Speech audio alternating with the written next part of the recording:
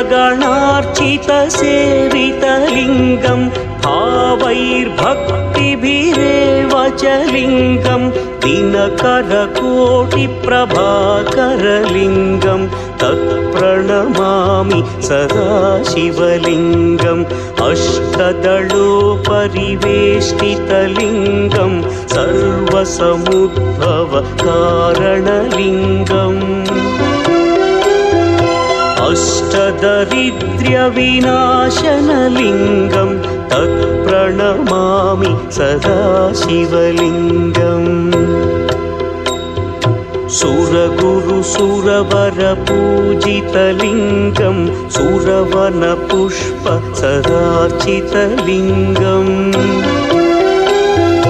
परमपदं परमात्मकलिङ्गं तत्प्रणमामि